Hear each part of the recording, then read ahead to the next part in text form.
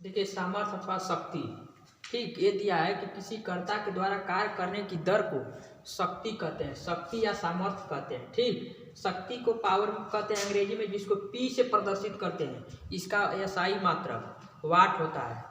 ठीक, देखिए इसका सूत्र दिया है कि किसी कर्ता के द्वारा डब्ल्यू कार्य या कार्य टी समय में किया जाता है तो पी बराबर, पी आपका शक्ति है या पावर है, शक्ति बराबर कार्य अब बटा के समय, जिसका मात्रक बताए थे वाट होता है, इसको वर्ग कर दीजिए टाइम।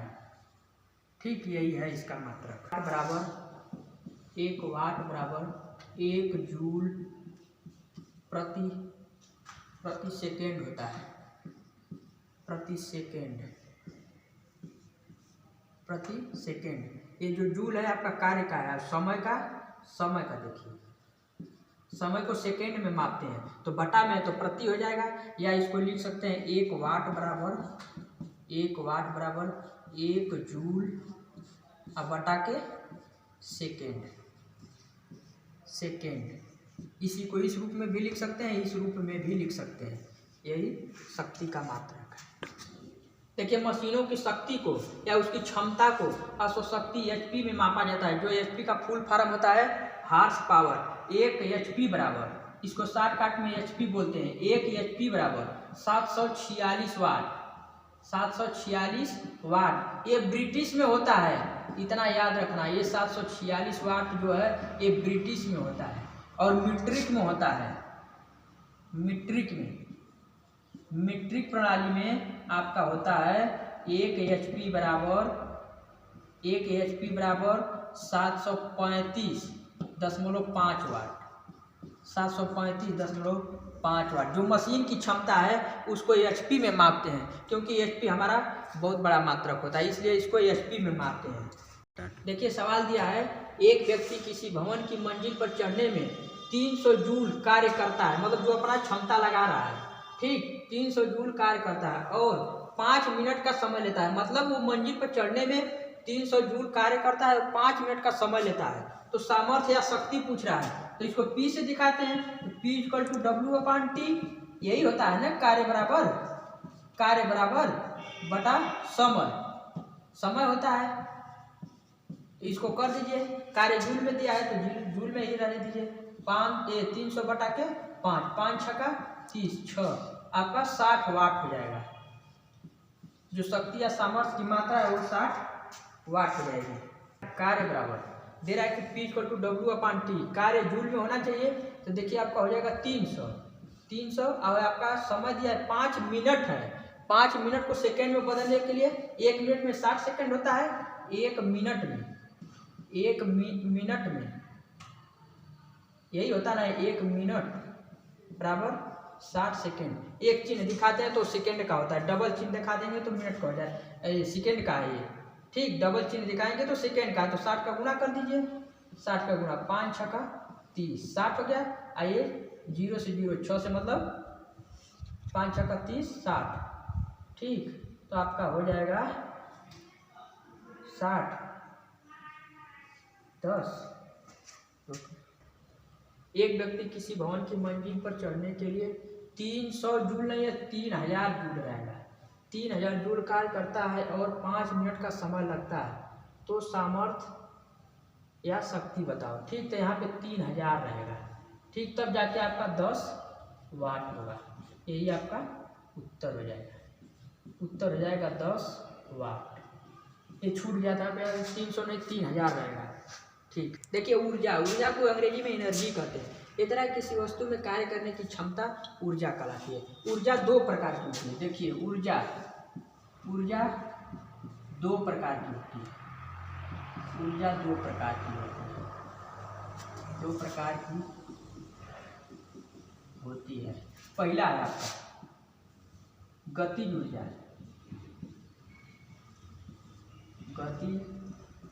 ऊर्जा, जिसको अंग्रेजी में काइनेटिक एनर्जी बोलते हैं, KINETICE energy, ENERGY kinetic energy. देखिए किसी वस्तु में कार्य करने की क्षमता ऊर्जा कहलाती है। ऊर्जा दो प्रकार की होती है, ठीक। ऊर्जा, गतिज ऊर्जा, एक स्थिति ऊर्जा। देखिए गतिज ऊर्जा को काइनेटिक एनर्जी बोलते हैं। इसकी परिभाषा है किसी वस्तु में उसकी गति के कारण कार्य करने की जो क्षमता उत्पन्न होती है उसे ही गतिज ऊर्जा कहते हैं या काइनेटिक एनर्जी कहते हैं। इसका सूत्र होता है, गतिज ऊर्जा को के से दिखाते हैं। आपका हो जाएगा के काइनेटिक एनर्जी। काइनेटिक एनर्जी बराबर 1/2 m v² में जहाँ यम क्या है, यम हमारा द्रव्यमान है, यम द्रव्यमान जिसको अंग्रेजी में मास बोलते हैं, ठीक, मास। और भी का है वेग है, ठीक, भी वेग और उसका स्क्वायर, मतलब भी उड़ते भी हो जाएगा वही वेग है, तो उससे मतलब नहीं, भी से हमसे मतलब है, भी हमारा वेग है। देखिए दिया किसी वस्तु का, अच्छा द्रव्यमान का उसका है गतिज ऊर्जा का। तो देखिए इसमें कुछ शर्त होती है जो बहुत इंपॉर्टेंट है। द्रव्यमान को 2 गुना करने पर, मतलब यम को 2 गुना करने पर गतिज ऊर्जा 2 गुना, जितना द्रव्यमान बढ़ेगा तो हमारा गतिज ऊर्जा भी उतना बढ़ेगा। जितना द्रव्यमान बढ़ेगा उतना ये बढ़ेगा। यदि हम इसको आधा करते हैं, m/2 करते हैं, तो हमारा ये भी काइनेटिक एनर्जी m/2 या आधा हो जाएगी। यदि द्रव्यमान को आधा करेंगे तो ये भी आधा होगा। अच्छा दूसरा का देखिए पॉइंट दिया है, वस्तु का वेग 2 गुना करने पर वस्तु की गतिज ऊर्जा, यदि वेग को बढ़ा रहे हैं, ठीक, जैसे देखिए हमारा 2m हो गया और वेग यही ना है, वेग को 2 गुना करने पर गतिज ऊर्जा 4 गुनी। यदि हमारा वेग 2 है इसका वर्ग कर देंगे तो गतिज ऊर्जा हमारी क्या हो जाएगी, 4 हो जाएगी, मतलब 4 गुनी हो जाती है। गतिज ऊर्जा व संवेग में संबंध। देखिए गतिज ऊर्जा के ई होता है, काइनेटिक एनर्जी इसी से दिखाते हैं, और p²/2m, ठीक, p²/2m गतिज ऊर्जा व संवेग में संबंध। जबकि इसका देखिए संवेग का सूत्र परिभाषा, संवेग बराबर किसी वस्तु के संवेग जिसको बोलते हैं, संवेग बराबर देखिए किसी वस्तु के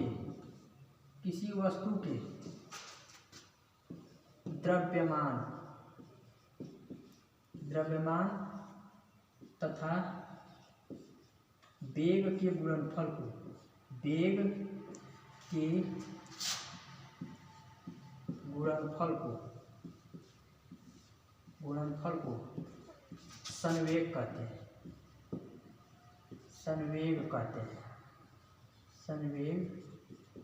कहते हैं। किसी वस्तु के द्रव्यमान तथा वेग के गुणनफल को संवेग कहते हैं, जिसको संवेग को P से दिखाते हैं, P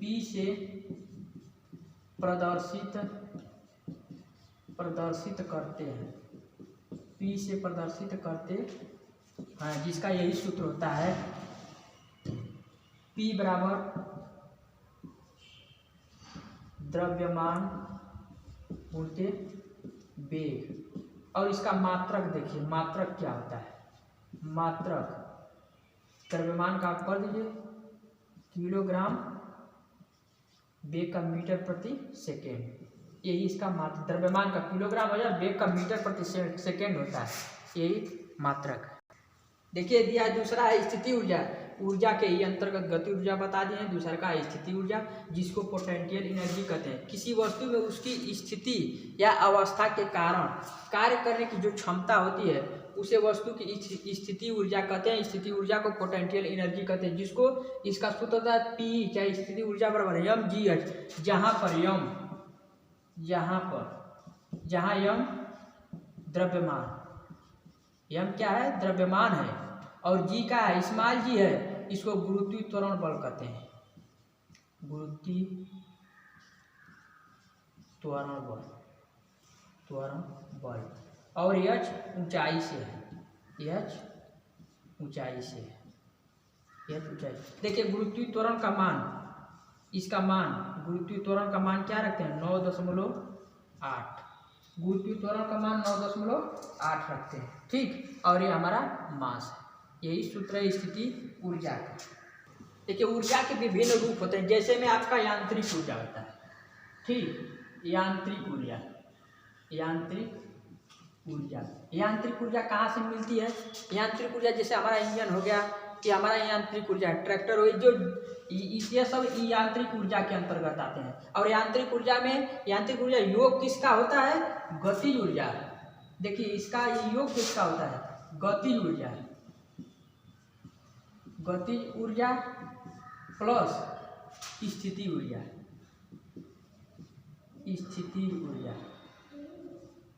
स्थिति ऊर्जा को, ये दोनों का योग मिलकर यांत्रिक ऊर्जा होता है। या इसमें से एक को निकालेंगे तो माइनस है। जैसे हम गतिज ऊर्जा को निकाल रहे हैं बाहर, या गतिज ऊर्जा का मान ज्ञात करना है, तो गतिज ऊर्जा बराबर यांत्रिक ऊर्जा, यांत्रिक ऊर्जा और माइनस स्थिति ऊर्जा हो जाएगा। स्थितिज ऊर्जा, स्थितिज ऊर्जा, यही हमारा सूत्र होता है।